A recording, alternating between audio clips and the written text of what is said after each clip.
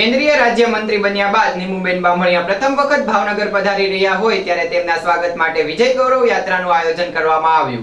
ભારત સરકારના ગ્રાહક બાબતે ખાદ્ય અને જાહેર વિતરણ મંત્રાલયના કેન્દ્રીય રાજ્યમંત્રી તરીકે જવાબદારી મળ્યા પછી પ્રથમવાર સિહોર સ્થિત આસ્થા ભક્તિ અને શક્તિનું કેન્દ્ર એવા પ્રખ્યાત રાજપરા ખોડિયાર મંદિરે નીમુબેન બામણિયાએ પધાર્યા હતા। ત્યારે આજે આદરણીય પૂર્વ કેબિનેટ મંત્રી ભાવનગર પશ્ચિમ વિધાનસભાના લોકપ્રિય ધારાસભ્ય શ્રી જીતુભાઈ વાઘાણીએ ભાવનગર લોકસભાના सांसद नीमूबेन बामणियाનું हर्षभेर स्वागत કર્યું હતું। આ વેળાએ કોળી સમાજના યુવા અગ્રણી શ્રી દિવ્યેશભાઈ સોલંકી, જિલ્લા પ્રમુખ શ્રી આરસી મકવાણા, શહેર અધ્યક્ષ અભયસિંહ ચૌહાણ સહિતના સ્થાનિક આગેવાનો અને શુભેચ્છકો ઉપસ્થિત રહ્યા હતા। ત્યારબાદ લોકસભા જીતીને કેન્દ્રીય રાજ્યમંત્રી બનનાર એકમાત્ર ભાવેણા અને સુપરવુમન કહી શકાય એવા નીમુબેન બામણિયા ગ્રાહક સુરક્ષા અને અન્ન પુરવઠા મંત્રાલયના કેન્દ્રીય રાજ્યમંત્રી બન્યા બાદ પ્રથમવાર ભાવનગર આવી રહ્યા છે। ત્યારે તેમના સ્વાગત માટે વિજય ગૌરવ યાત્રાનું આયોજન કરવામાં આવ્યું હતું। જે વિજય ગૌરવ યાત્રાનો રૂટ હતો મસ્તરામ બાપા મંદિરથી વડલા, વિઠ્ઠલવાડી, નીલમબાગ સર્કલ, રા શ્રી કૃષ્ણકુમાર સિંહજીને પુષ્પાર્પણ કરીને બહુમાળી Madhav Ratna, Chavdi gate, ST bus stand, Panwadi તેમજ જશોનાથ સર્કલ થી લઈને ભાજપ કાર્યાલય ખાતે સમાપન સભાનું આયોજન કરવામાં આવ્યું હતું। જે સમાપન સભામાં કોળી સમાજના યુવા અગ્રણી શ્રી દિવ્યેશભાઈ સોલંકી, શહેર અધ્યક્ષ અભયસિંહ ચૌહાણ સહિતના સ્થાનિક આગેવાનો અને શુભેચ્છકો ઉપસ્થિત રહ્યા હતા। દિવ્યેશભાઈ સોલંકી પણ તેમનું સ્વાગત કરી રહ્યા છે।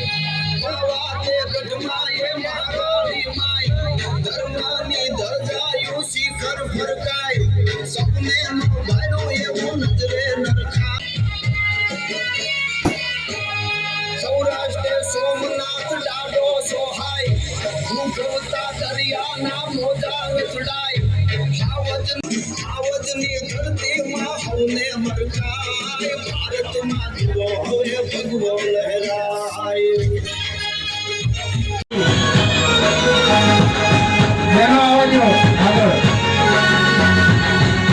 અંબાએ મહોત્સવ ઉજવાય, જ્યાં શક્તિ પીઠના દર્શન થાય, માનો જ્યાં અનોખું મંદિર સોહાય।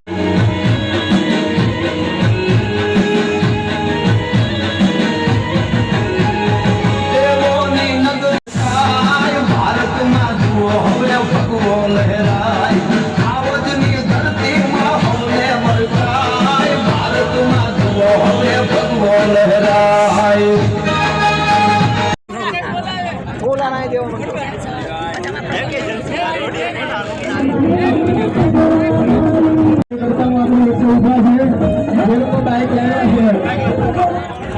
તમામ કાર્યકર્તાઓને વિનંતી છે, બધાની પોતપોતાની બાઇક અત્યારે પાછળ લાઈનમાં ઉભા રહી જાય। અહીંયા જે કાર્યકર્તાઓ બધા ઉભા છે એને વિનંતી છે આપણે સૌ જોડાઈ જઈએ પાછળ।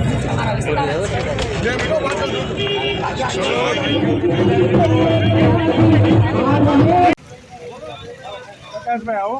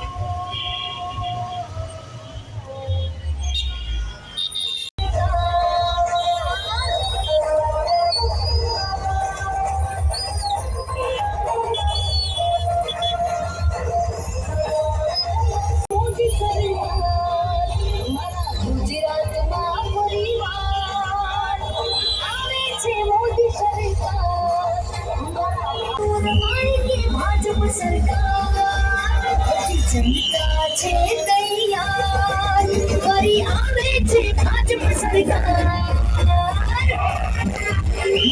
ગુજરાતમાં પરિવાર કરી ત્રીજી વખત વડાપ્રધાન બન્યા છે।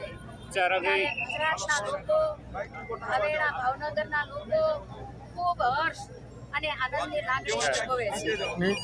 નરેન્દ્રભાઈ મોદી 10 વર્ષના શાસનની અંદર ઇતિહાસમાં લખાય એવા નિર્ણયો અને ઇતિહાસમાં લખાય એવા કામો થયા છે. નરેન્દ્રભાઈની ટીમમાં કેન્દ્રીય રાજ્યમંત્રી તરીકે મને તક મળી છે ત્યારે વિકસિત ભારતની સંકલ્પના સાથે નરેન્દ્રભાઈ મોદી સાહેબની સાથે એક ટીમ બની અને વધારે વિકાસને ગતિ આપશું.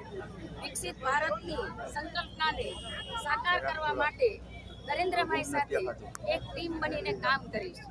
નરેન્દ્રભાઈ મોદી સાહેબનો હું ખૂબ આભાર વ્યક્ત કરું છું.